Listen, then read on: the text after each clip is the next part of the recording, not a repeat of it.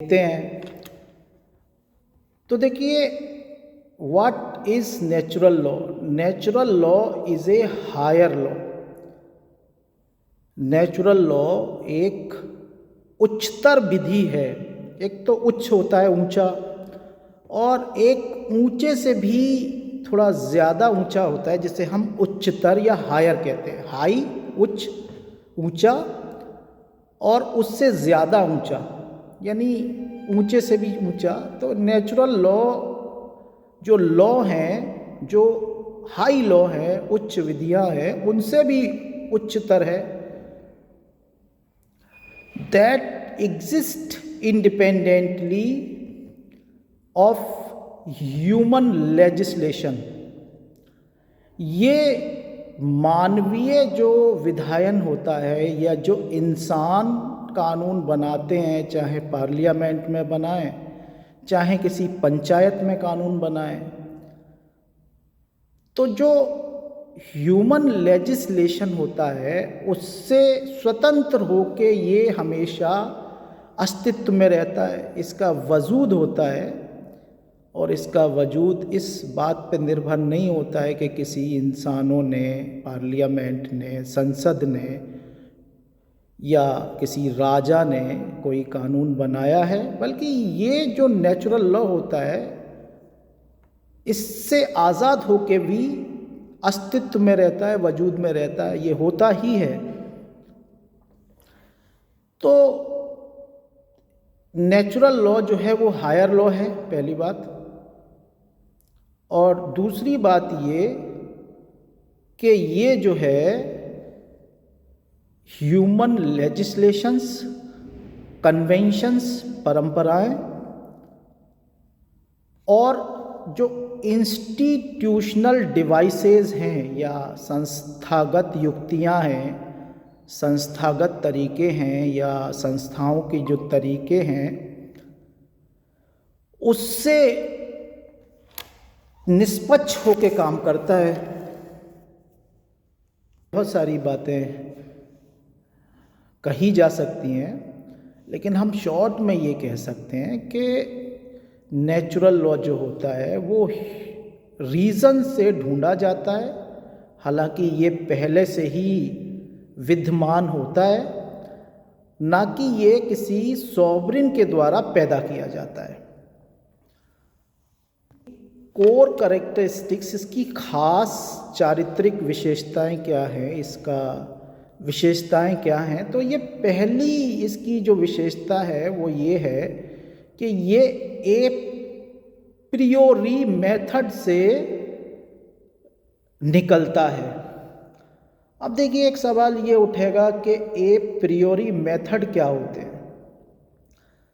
तो देखिए, ए प्रियोरी जो मेथड्स होते हैं वो मेथड्स ये बताते हैं कि ये पहले से ही मतलब वजूद में है, या यूं कह सकते हैं कि मतलब किसी स्वतंत्र संस्था की तरह से ये इंसान की परिकल्पना पर या इंसान के दिमाग में होते हैं। तो ए प्रायोरी मेथड का मतलब ये है कि आपके दिमाग में कोई परिकल्पना है या कोई इमेजिनेशन है, और वो शुरू से ही है। अभी उसका कोई एम्पेरिकल एविडेंस नहीं है, या उसकी कोई आपने अनुभव करके उसको पता नहीं लगाया है, लेकिन आपको पहले से ही वो परिकल्पना में आपके दिमाग में है कि ये चीज़ का एग्जिस्टेंस है। तो ये ए प्रायोरी जो मेथड होते हैं वो ये बताते हैं कि ये पूर्विक होता है या पहले से होता है, और it accepts conclusions based on the inherent nature of subject without needing empirical observation. तो ये इस निष्कर्ष को स्वीकारता है, मानता है, इस बात को मानता है कि ये जो अंतर्निहित प्रकृति है उस पर आधारित होता है। और अंतर्निहित प्रकृति कुछ चीज़ों को मान के चलती है कि ये चीज़ें हैं। जैसे कि एक आपको पता होगा कि किसी ने, जो सबसे पहला जूरिस्प्रूडेंस के हैं हेराक्लिटस, तो उन्होंने कुछ इस तरह की बातें की थी और उन्होंने ये बताया था कि जो मतलब उनका सिद्धांत लॉ एंड ऑर्डर का जो सिद्धांत था वो ये बताता था कि ऑर्डर ऑफ द नेचर, यानी एक नेचर का एक ऑर्डर होता है, एक व्यवस्था होती है, एक नियम होता है। पहले दिन होता है, फिर रात होती है, पहले गर्मी आती है, फिर बरसात आती है, फिर सर्दी आती है। तो नेचर का ऑर्डर ऑफ नेचर होता है। और मतलब उन्होंने ये बताया था कि changing is the rule of the nature, यानी एवरीथिंग फ्लोज, हर चीज़ जो है वो प्रवाह में है, हर चीज़ बदलती है। और उनका जो तीसरा कंसेप्ट था वो था कि चेंज यूनिटी ऑफ अपोजिट्स। तो उन्होंने विरोधों का संघर्ष कह सकते हैं इसको। तो उन्होंने, जैसे कि हर चीज़ का एक उल्टा होता है, दिन होता है तो रात होती है, सुख होता है तो दुख होता है, मृत्यु जीवन होता है तो मृत्यु होती है। तो देखिए, ये चीज़ें हम इनहेरेंटली मान के चलते हैं कि साहब इस तरह की चीज़ें हैं। जिस तरह से हम गॉड को भी मान लेते हैं इनहेरेंटली, हालांकि एम्पेरिकल ऑब्जर्वेशन उसका हम नहीं करते हैं, अनुभव जन्य हमें कोई नहीं पता है कि वो है या नहीं है, लेकिन हम ए प्रायोरी मेथड, एक पूर्विक अनुमान लगा के मान लेते हैं कि कुछ चीज़ें एग्जिस्टेंस में हैं। तो उसी तरह से नेचुरल लॉ को हम मान लेते हैं कि ये इंसान के अंतर्निहित प्रकृति में होता है और इंसान इसको मान के चलता है, कि इसकी परिकल्पना करके चलता है। हालांकि अनुभव से, प्रयोगों से ये सिद्ध नहीं हुआ है अभी।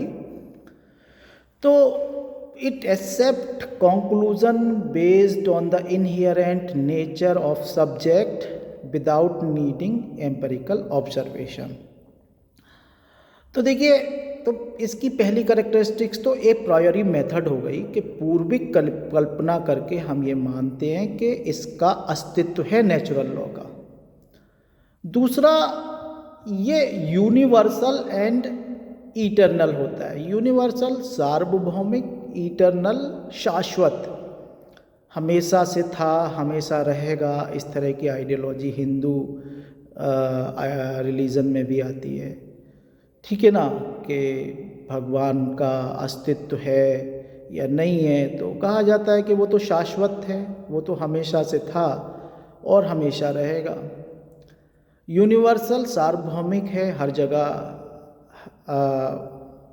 वो होगा। तो नेचुरल लॉ भी यूनिवर्सल, सार्वभौमिक और इटर्नल शाश्वत होता है। ना तो इसका अंत होता है, ना शुरुआत होती है। ठीक है ना। आपने पता है कि it is binding across all countries and times. तो ये ऐसा नहीं है कि किसी एक खास देश पर लागू हो नेचुरल लॉ, प्राकृतिक कानून एक देश पे लागू हो रहा है और दूसरे देश पे लागू नहीं हो रहा है।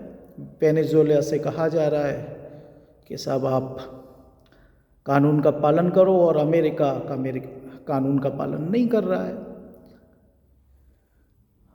किसी टाइम पर किसी लागू हो ये और किसी टाइम पर लागू हो ऐसा भी नहीं है। तो ये बाइंडिंग है, हर समय बाध्यकारी होता है, हर कंट्री पे बाध्यकारी, हर देश पे होता है, हर स्थान पे होता है और हर समय पे ये बाध्यकारी होता है।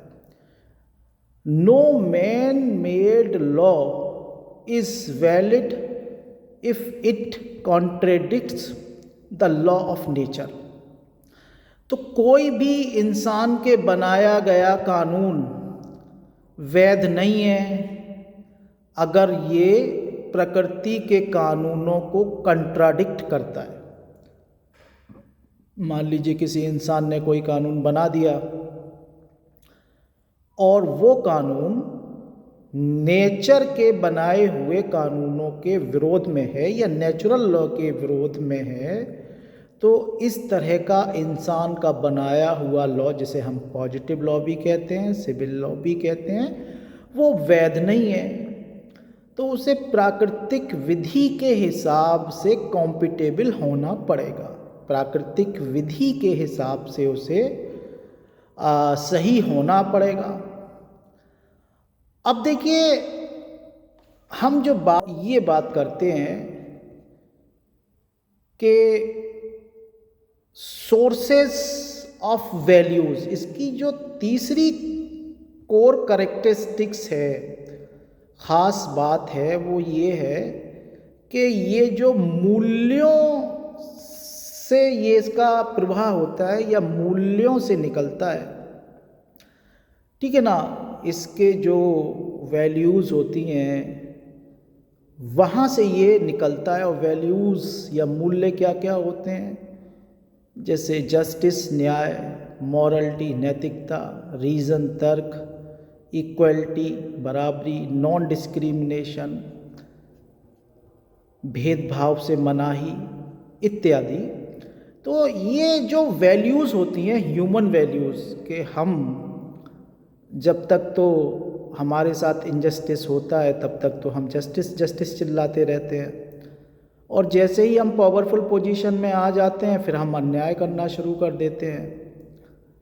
तो ये जो नेचुरल लॉ है वो इस तरह की बातों से दूर रह के ये कहता है कि जब आप ताकतवर हों तब भी न्याय करें, और जब आप कमज़ोर हों तब भी न्याय की उम्मीद रखें, क्योंकि न्याय की ज़रूरत तो कमज़ोर को ही होती है। दूसरी चीज़ ये कि ये नैतिकता की बात करता है, क्योंकि आपको पता है concept of minimum morality heart ने दिया, और ये भी एक तरह की वैल्यू होती है मॉरलिटी। तो कम से कम समाज को चलाने के लिए एक मिनिमम मॉरलिटी की ज़रूरत होती है। मेरे बच्चे हैं, आई हैव द इश्यूज़। अब मैं सोचूं कि ठीक है बच्चे हैं तो मैं क्या करूं, मैं उनकी देखभाल नहीं कर रहा, उनको छोड़ के निकल जा रहा हूं, उनको केयर नहीं कर रहा हूं, उनको मेंटेन नहीं करूंगा, मैं उनके लिए कमाऊंगा नहीं, अपनी ज़िंदगी अपने तरीके से गुजारूंगा। तो समाज को चलाने के लिए एक न्यूनतम नैतिकता की ज़रूरत होती है। चलाने के लिए एक न्यूनतम नैतिकता की ज़रूरत है। और दूसरी चीज़ ये है कि एक तर्क होता है जो कि ह्यूमन वैल्यू होती है कि मैं किसी काम को कर रहा हूँ और मुझे मेरा अक्ल ये कह रही है कि इस काम को करना चाहिए और ये काम से फ़ायदा है, तो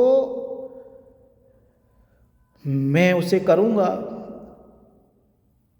तो ये भी एक वैल्यू है कि अपने रीज़न का इस्तेमाल करके हम पता लगा सकते हैं कि ये चीज़ तार्किक है या नहीं है। और इक्वलिटी, कि जब आपके सामने कोई इस तरह की सिचुएशन आए जहाँ पे आपको बराबरी करनी हो, तो आप क्या वहाँ पे बायस्ड हो जाएंगे, प्रेजुडिस्ड हो जाएंगे, या फिर बराबरी के सिद्धांतों के तहत उस व्यक्ति को भी फ़ायदा दे देंगे जो कि आपका अपना व्यक्ति नहीं है, आपके फेवर का व्यक्ति नहीं है, लेकिन अवसर उसको मिलना चाहिए। नॉन डिस्क्रिमिनेशन, ये भी एक वैल्यू होती है कि आप किसी के साथ भेदभाव नहीं करेंगे। तो ये जो नेचुरल लॉ है उसकी core characteristics sources of value भी हैं, जो जिसमें justice, morality, reason, equality, fraternity also. ठीक है, तो हम फैटर्निटी भी एक वैल्यू मान के चलते हैं। तो ये यहाँ से निकलता है, क्योंकि देखिए सब अगर हम कॉन्स्टिट्यूशन का जिस्ट निकाल के देखें तो हमको ये पता लगेगा कि कॉन्स्टिट्यूशन का जिस्ट फैटर्निटी या भाईचारा या बंधुत्व या भ्रातृत्व ही है। क्योंकि देखिए इक्वलिटी का जहाँ तक सवाल है, इक्वलिटी जब मिलेगी तभी लोग एक दूसरे के साथ कॉपरेशन के साथ रहेंगे। और अगर लोगों में गैप है, मान लीजिए कि एक आदमी 5,000 6,000 रुपये महीना कमा रहा है, जो कि आपको पता है बिहार की इनकम जो है वो लगभग 5-6 हज़ार रुपये एवरेज होगी एक व्यक्ति की, और एक व्यक्ति 2 लाख 3 लाख रुपये महीना कमा रहा है, तो उससे सोसाइटी में जो इनइक्वलिटी आएगी उससे समाज में भाईचारा बनाना बड़ा मुश्किल हो जाएगा। तो आपको पता है कि कॉन्स्टिट्यूशन के प्रस्तावना प्रियम्बल में जो कोर वैल्यू दी गई है, dignity, assuring the dignity of individual and fraternity, ये जो है वैल्यूज़ हैं और नेचुरल लॉ इन्हीं को इंडिकेट करता है। वैल्यूज़ को, चाहे वो न्याय या इंसाफ के रूप में या नैतिकता, नीति के रूप में, तर्क के रूप में, बराबरी के रूप में, भाईचारे के रूप में करे, वो इन्हीं वैल्यूज़ की बात करता है या सोर्सेज ऑफ द वैल्यूज़ की बात करता है। तो ये इसकी कोर कैरेक्टरिस्टिक्स हैं। इसके बाद में हम इसका इवैल्यूएशन टूल्स की भी बात करते हैं कि ये जो पॉजिटिव लॉ होता है, पॉजिटिव लॉ के को मूल्यांकन करने के लिए एक कसौटी के रूप में ये काम करता है। एक तरह का ये कसौटी बन जाता है, नापने का तरीका बन जाता है पॉजिटिव लॉ को, कि पॉजिटिव लॉ क्या समाज के लिए फ़ायदेमंद है। Man made law, positive law आपको पता है। तो ये एक तरह का इवैल्यूएशन टूल या मूल्यांकन का यंत्र भी बन जाता है पॉजिटिव लॉ को नापने का, कि पॉजिटिव लॉ सही है या नहीं है। अब आपको पता है कि वो पॉजिटिव लॉ जो ये कहता है कि law is the command of the sovereign backed by sanction, उसके तहत हज़ारों लोग मारे गए first world war, second world war में। कमांडर ने कहा कि साहब मैन मेड लॉ है, हमारे कमांडर, सुप्रीम कमांडर ने ये कानून बनाया था, हमने मार दिया। तो अब ये कानून ठीक तो नहीं हो सकता है, क्योंकि इसमें ह्यूमन वैल्यू नहीं है, HUMANE, ठीक है ना। ये ह्यूमन तो है लेकिन ह्यूमन नहीं है, ठीक है ना। ये इंसानी कानून तो है, मैन मेड तो लॉ है जिसको हम पॉजिटिव लॉ कह रहे हैं, लेकिन ये ह्यूमन नहीं है, दयालु नहीं है और परोपकारिता की तरफ इशारा करने वाला लॉ नहीं है। तो ये एक जो नेचुरल लॉ है वो इसको नापता है कसौटी के तौर पर कि ये लॉ कितना सही है, कितना सही नहीं है, and measures it's intrinsic justice. और ये जो है इसके जो अंतर्निहित न्याय की प्रकृति होती है उसको भी नाप लेता है।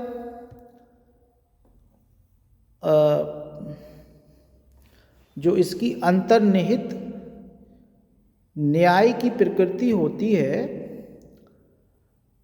उसको भी ये मापता है। अब देखिए इससे क्या हम इंसाइट पाते हैं या इससे हमें अंतर्दृष्टि क्या मिलती है। तो अनलाइक, क्योंकि हमने जो अभी बात की है वो ये बात की है कि इसकी ख़ास विशेषताएं क्या हैं, तो हमने ये बताया कि ये प्रायोरी मेथड होता है, हमारी कल्पनाओं में पहले से ही विद्यमान होता है। हमें चाहे इसको हम अनुभव से प्रयोग करके इसका महसूस करें या न करें, फिर भी ये हमारे दिमाग में इसकी परिकल्पना होती है। तो ये पूर्ववर्ती होता है, पूर्विक होता है, और ये यूनिवर्सल और इटर्नल होता है, हर जगह होता है, हमेशा से होता है। और ये जो बताता है वो सोर्सेज ऑफ वैल्यू के बारे में बताता है कि साहब इंसान या ह्यूमन लॉ में कुछ वैल्यूज़ होती हैं, जिस तरीके से इंसान में कुछ वैल्यूज़ होनी चाहिए। क्योंकि आपको पता है कि जो नेचुरल स्टेट है उसमें तो कोई जस्टिस का कंसेप्ट बहुत कम जगह देखने को मिलता है। जैसे कि मत्स्य न्याय जिसको हम कहते हैं कि बड़ी मछली छोटी मछली को खा जाती है। ताकतवर आदमी कमज़ोर आदमी को या तो दबा लेता है या फिर उसको बर्बाद कर देता है, मार देता है, या तो वो दब जाए। तो मत्स्य न्याय शेर हिरन को खा जाता है, कुत्ता बिल्ली को खा जाता है, बिल्ली चूहे को खा जाती है। तो ये एक जंगली बारबेरियन समाज की हम बात कर रहे हैं। लेकिन हम इंसान को इस प्राकृतिक नियम पर या इस प्राकृतिक न्याय के सहारे नहीं छोड़ सकते हैं कि ताकतवर कमज़ोर को खा जाए। तो क्यों नहीं छोड़ सकते हैं? क्योंकि आपको पता है कि देखिए हॉब्स लॉक रूसो का जो कंसेप्ट है, और ख़ास तौर से हॉब्स ने इसमें कुछ चेंज लाया। क्योंकि हॉब्स ने जो नेचुरल लॉ था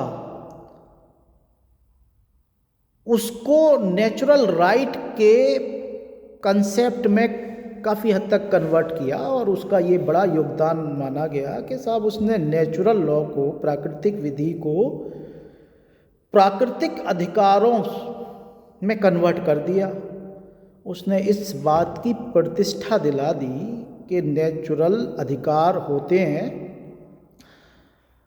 और उसने ये कहा कि साहब जो नेचुरल स्टेट थी, प्राकृतिक अवस्था थी, जब इंसान रहता था, प्रिमिटिव समाज था, तब कोई ना तो राज्य होता था, स्टेट होती थी, न कोई कानून होता था, न कोई सरकार होती थी। और ऐसी हालत में हर आदमी को सब कुछ करने की आज़ादी होती थी।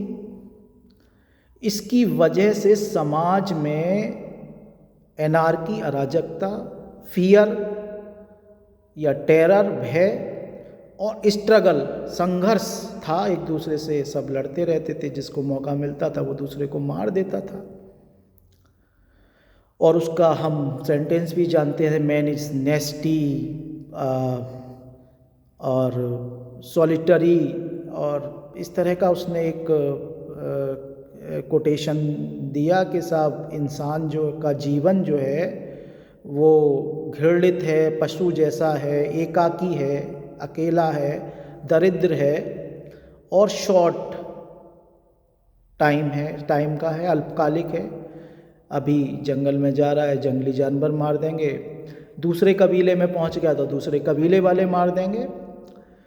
तो ये जो है उसने कहा कि प्राकृतिक अवस्था में न कोई राज्य है होता है, न कोई कानून होती है, न कोई सरकार होती है। और फिर उसने जो है नेचुरल राइट के कंसेप्ट को डेवलप किया। हालांकि उसका कंसेप्ट जो था उस स्टेट को पावर दिलाने के लिए था, और उसने ये कहा कि जो नेचुरल राइट है, प्राकृतिक अधिकार है, उसका मतलब ये होता है कि अपनी ज़िंदगी को बचाने के लिए आपको कुछ भी करने की आज़ादी है। अब देखिए, आपको पता है कि हालांकि आपने एक केस पढ़ा होगा Stephen and Dudley versus Stephen का, उसमें आपको पता है कि ये बात नहीं मानी गई थी और बड़े सोच विचार करने के बाद ये कहा था कि अपने जीवन की रक्षा के लिए कुछ भी करने की आज़ादी नहीं है, किसी दूसरे को आप खा जा रहे हैं। आपको पता है कि हवाई जहाज़ पर कुछ लोग घूमने के लिए गए समुद्री जहाज़ में सॉरी, तो वहाँ पे उनका जहाज़ फंस गया और वो कई दिन तक भूखे रहे। जब 15-20 दिन हो गए तो जब 3-4 लोग थे ये, तो उन्होंने ये प्लान बनाया कि भाई ऐसा करते हैं कि अब क्या, जब बचने के लिए किसी को हमें मारना पड़ेगा और खाना पड़ेगा। तो ये कहा कि भाई ऐसा करो, 2-3 लोगों वो आपस में मिल गए और उन्होंने तीसरे आदमी को जो कमज़ोर था उसको मार के खा लिया, फिर दूसरे आदमी को भी मार के खा लिया और इत्तेफाकन वो लोग बचा लिए गए। और जब उन पे मुकदमा चला कि भाई आपने मर्डर किया है, उन्होंने कहा साहब देखिए, नेसेसिटी सीज नो लॉ, ज़रूरत कोई कानून नहीं देखती है, हमें अपनी जान बचानी थी, हमने उसको मार दिया, खा लिया, क्योंकि हमें भूखा रहते तो खुद मर जाते। तो हमने तो अब उनसे ये कहा गया कि भाई ऐसा है कि आप इस टाइम पर जो मानवीय वैल्यू होती हैं, इंसानी जो मूल्य होते हैं, वो ये कहते हैं कि जब भी कोई संकट का टाइम आए आप अपनी कुर्बानी दो, ठीक है ना। कुर्बानी के लिए खुद खड़े हो, किसी दूसरे कमज़ोर को मार कर आपको ज़िंदा रहने का अधिकार नहीं है, क्योंकि इंसानियत ऐसी बात नहीं करती है, मानवता ऐसी बात नहीं करती है। क्योंकि इंसान होने का मतलब जानवर से अलग होना है। जानवर तो ऐसा कर सकता था कि अपने भूखा होता तो दूसरे जानवर को खा जाता, लेकिन इंसान इसी वजह से माना गया कि वो दूसरे को बचाए और अपने जीवन कुर्बान कर दे। पहले उनसे कहता ठीक है भाई मुझे मार दो, आप खा लो मुझे, आप जिंदा रहना, और मतलब ये तो बढ़िया बात होती। अब आपने जानवरों जैसा काम किया, उन लोगों को वही राहत नहीं मिली। आपको पता है, सभी लोग पढ़ते हैं इस केस को लॉ में। अब देखिए, इससे हमें इंसाइट क्या मिलती है कि जो है इंसान जो की आवाज क्लियर नहीं आ रही है, या तो ईयरफोन बैटरी कम हो गया सर आपके साथ। नहीं, मेरी बैटरी तो वर्क के लिए तो पूरी आज़ादी है, लेकिन इस आज़ादी का मतलब ये नहीं है कि आप कुछ भी करना शुरू कर दें, कि आपको प्राकृतिक अधिकार है तो आप किसी को भी मार दें, क्योंकि आपके अंदर ताकत है, आप पावरफुल हैं। आप कुछ रूल से तो गाइड होंगे, ऐसा नहीं है कि प्रकृति ने आपको दांत दिए हैं तो आप किसी को भी खा जाएं। प्रकृति ने आपको कुछ घूमने फिरने का अधिकार दिया है तो किसी के घर में घुस जाएं, घर तोड़ दें किसी का, ये अधिकार तो नहीं है आपको। तो प्राकृतिक विधि जो मतलब है, और उसकी कुछ खास बातें ये कह सकते हैं, जैसे कि पीस को आप ढूंढें कि शांति से कैसे रहा जाए, दूसरों के साथ सह अस्तित्व से कैसे रहा जाए और उसे बनाए रखें, पहली बात। दूसरी बात ये कि अगर दूसरे आदमी भी तैयार हैं तो कुछ अपनी आज़ादी को आप सरेंडर कर सकते हैं। सभी लोग अगर तैयार हैं कि मैं अपना किसी के ख़िलाफ़ मैं नहीं बोलूँगा, वो मेरे ख़िलाफ़ नहीं बोलेगा, या हम एक दूसरे के ख़िलाफ़ डिफेम नहीं करेंगे, एक दूसरे के ख़िलाफ़ हम कुछ भ्रामक बातें नहीं फैलाएंगे, एक दूसरे की बुराई नहीं करेंगे, तो दूसरे लोग भी तैयार हैं तो हम अपनी आज़ादी को कुर्बान कर सकते हैं। हमने स्टेट को अपनी कुछ आज़ादी दे दी, लेकिन अपने फंडामेंटल राइट नहीं दिए। और जो हमने समझौता किया है, किसी से कॉन्ट्रैक्ट किया है, हम उसका पालन करें। और जो नेचुरल लॉ है वो एक कानूनी आदेश ना होके एक नैतिक आदेश है, और इसको हम बाइंडिंग कानून नहीं मान सकते हैं, क्योंकि तो इस तरीके से हम अपने नेचुरल राइट्स को, जो हमारे प्राकृतिक अधिकार हैं, हम एक ताकतवर आदमी को सौंप देते हैं जिसे हम लेविएथन बोलते हैं, एक सर्वशक्तिमान शासक बोलते हैं। तो हॉब्स ने जो नेचुरल लॉ है उसमें थोड़ा सा चेंज किया, और थोड़ा क्या, एक बड़ा चेंज किया उसने। और उसने जो धार्मिक और नैतिक आधार था नेचुरल लॉ का, उसको वैज्ञानिक और तर्कसंगत बनाया। और तो ये जो है, ये तो उसने माना कि नेचुरल लॉ जो होता है वो प्राकृतिक रूप से एग्जिस्ट होता है, राज्य से पहले से उसका वजूद होता है, राज्य आया उससे पहले प्राकृतिक विधि थी। लेकिन उसने एक चेंज किया कि ये तभी बाइंडिंग है जब राज्य हो। ये उसने जो है राज्य के सपोर्ट में काम किया। हालांकि लॉक ऑन रूसो भी हैं, आपको पता है, हॉब्स के बाद में, और लॉक एंड रूसो ने अलग अलग तरह की बातें कही। रूसो को ख़ास तौर से काफ़ी इम्पोर्टेंस दिया जाता है, जिसने यूरोप में पूरी क्रांति की लहर चला दी। उसका जो इक्वलिटी, फ्रीडम और जर्नल विल, सामान्य इच्छा के जो सिद्धांत थे, उसने लोकतंत्र के लिए लोगों को एजिटेट कर दिया, आंदोलित कर दिया। उसके सिद्धांत काफ़ी हद तक पावरफुल माने गए, और उसमें भी नेचुरल लॉ का टच था, जो कि आपको पता है कि हॉब्स, लॉक, रूसो जो सोशल कॉन्ट्रैक्ट थ्योरी में जिनको हम समझने की कोशिश करते हैं। तो देखिए, जो नेचुरल लॉ है उसका इंसाइट अगर हम देखें तो unlike positive law, natural law has no formal written code. इसमें कोई लिखा हुआ संहिता नहीं होती है नेचुरल लॉ में। आपको पता है कि ये कहीं पे आपको लिखा हुआ नहीं होगा, बल्कि आपको अंदर से आवाज़ आएगी कि किसी को भी न्याय देते समय आप दूसरे व्यक्ति को भी सुन लें कि भाई, जब आपके पास, आप ताकतवर हैं और कोई आपके पास कोई मुकदमा लेके आता है, तो आप ऐसा ना करें कि साहब एक आदमी को सुन लिया, वो आपके फेवर का आदमी है और आपने उसी के फेवर में जजमेंट दे दिया, दूसरे को सुना ही नहीं। तो प्राकृतिक विधि आपका एक सीधी सी बात करती है कि दूसरा व्यक्ति को सुनने का अधिकार है, ऑडी अल्टम पार्टम। दूसरा ये है कि नेमो जूडेक्स इन कॉजा सुआ, कोई आदमी अपने मामले में और अपने रिश्तेदार के मामले में जज नहीं हो सकता है, या अपने जाति भाई के मामले में जज नहीं हो सकता है।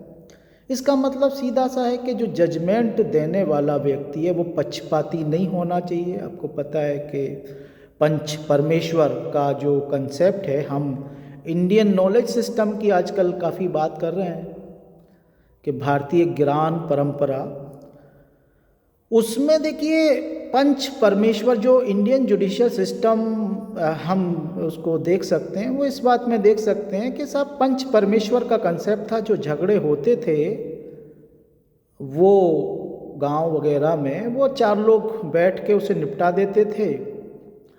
और ये अलग चीज़ है कि उसमें मतलब क्या वो निष्पक्ष होते थे। पंच परमेश्वर जिसे इंडिया में कहते हैं कि जो पंच होता है वो ईश्वर का रूप होता है, परम ईश्वर होता है, सबसे बड़ा भगवान होता है, तो उससे इंसाफ मिलने की पूरी उम्मीद होती है। तो इंडियन जो लीगल सिस्टम था, हम इस तरह से नहीं था कि एक आदमी कोर्ट में एफआईआर करेगा और वो एफआईआर किसी के खिलाफ होगी और दोनों व्यक्तियों को कोर्ट में भेज दिया जाएगा कि आपका मुकदमा यहाँ पे चलेगा।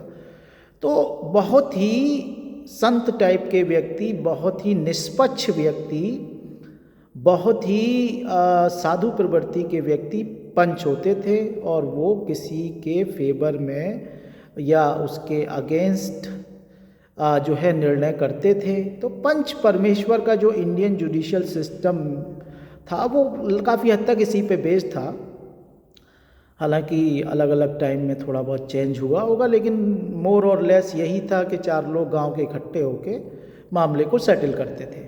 अब ये अलग चीज़ है कि किसी की जाति का कोई आदमी है तो वो उससे मिल गया, उसने उसके फेवर में दे दिया, ये रहता हो या ना हो, जो भी हो, लेकिन पंच परमेश्वर का हमारे यहाँ कंसेप्ट था। तो इसका फॉर्मल रिटन कोड नहीं होता है नेचुरल लॉ का, जिस तरीके से पॉजिटिव लॉ का होता है। And it is not enforced by state agency, ना ये कोई राज्य की कोई एजेंसी होती है, अभिकरण होता है जो इसको लागू करवाता है, पालन करवाता है। तो देखिए इसमें जो है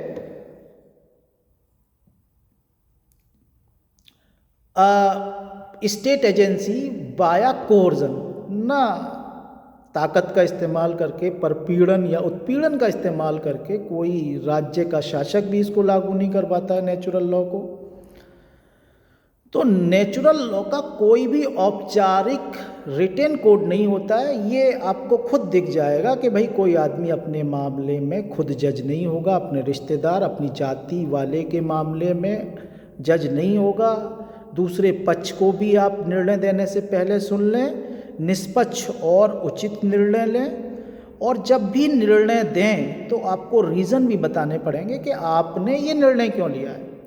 आपने किसी व्यक्ति के फेवर में निर्णय लिया है तो बताइए कि क्यों आपने इस व्यक्ति के फेवर में जजमेंट दिया। तो एक रीजन्ड ऑर्डर होना चाहिए, एक तार्किक आदेश होना चाहिए, और गुड फेथ में जो जज है वो ईमानदारी और निष्पक्ष भावना से काम करे। तो ये प्राकृतिक न्याय या नेचुरल लॉ के मेन सिद्धांत होते हैं। तो ये कोई रिटन कोड नहीं होता है। आपके दिल से आवाज़ आती है कि भाई ये तो इसके खिलाफ ही खुद मुकदमा है, यही जज साहब बने हुए हैं, या इनके भाई के खिलाफ मुकदमा, ये तो अपने भाई के फेवर में ही देंगे या अपनी जाति वाले के फेवर में ही जजमेंट देंगे। दूसरे पक्ष को सुनने का है कि भाई मुझे तो सुना नहीं, मेरे खिलाफ जजमेंट पहले ही कर दिया आपने, पहले से ही मन था कि इसके खिलाफ ही जजमेंट देना है, इसको ही परेशान करना है।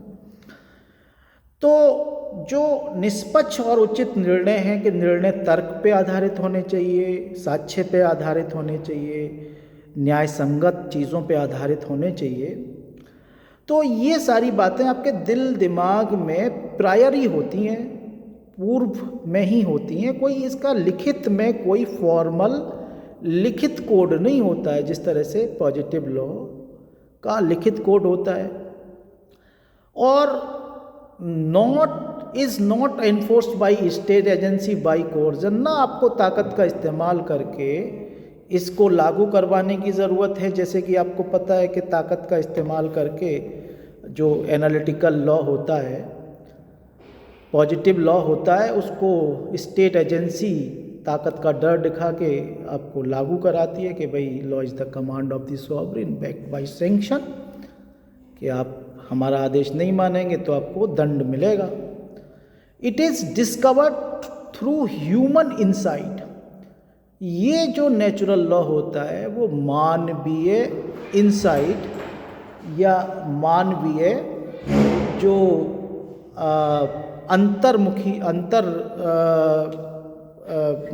मुख्यता होती है या अंतर साइट होती है, अंतर्दृष्टि होती है, उससे ढूंढा जाता है। ठीक है ना, आपकी अंतर्दृष्टि कुछ चीज़ों का पता लगा लेती है कि ये आपको पता लग रहा है कि ये चीज़ सही है, ये गलत है, क्योंकि नेचुरल लॉ पहले से ही बना हुआ है, आपके दिमाग में होता है और आपकी अंतर्दृष्टि उसको पता लगा लेती है। कुछ लोग होते हैं वो थोड़ा ज़्यादा अंतर्दृष्टि के होते हैं, कुछ लोग कम अंतर्दृष्टि के होते हैं। तो जो लोग ज़्यादा अंतर्दृष्टि के होते हैं वो संत महात्मा बुद्ध, महावीर और दूसरे जो मतलब प्रचारक हैं वो बन जाते हैं। तो नेचुरल लॉ जो होता है वो ह्यूमन इंसाइट से डिस्कवर किया जाता है। तो कुछ की ह्यूमन इंसाइट बहुत ही अच्छी होती है, वो नई नई चीज़ें खोज लेते हैं, नेचुरल लॉ का पता लगा देते हैं। तो हम क्यों मानते हैं कुछ बड़े समाज सुधारक या संतों को या बड़े महान लोगों को? क्योंकि उनकी इंसाइट ज़्यादा होती है, उसका जो अंतर्दृष्टि होती है वो ज़्यादा होती है। तो यहाँ पे होता क्या है कि जब कोई अच्छी अंतर्दृष्टि वाला व्यक्ति किसी लॉ को बताता है तो जो थियोलॉजियन होते हैं या धार्मिक लोग होते हैं उसको भगवान से जोड़ देते हैं कि साहब ये जो है भगवान का बनाया हुआ लॉ है। जिस तरीके से आपको पता है कि नेचुरल लॉ को भी थियोलॉजी से जोड़ दिया गया, चर्च ने इस पे अपना प्रभुत्व स्थापित किया मीडिएवल पीरियड में। आपको पता है सेंट ऑगस्टाइन, ग्रेगरी एटसेट्रा जो है वो मतलब आए और उन्होंने इसको धार्मिक रूप दिया। तो जब ह्यूमन इंसाइट नेचुरल लॉ को डिस्कवर करती है तो कभी कभी और ज़्यादातर केसेस में ये होता है कि इसको जो रिलीजियस लॉ है, स्क्रिप्चर वाला लॉ है, उससे हम कनेक्ट कर देते हैं और इससे ये मान के चलते हैं कि वो धार्मिक रूप ले लेता है।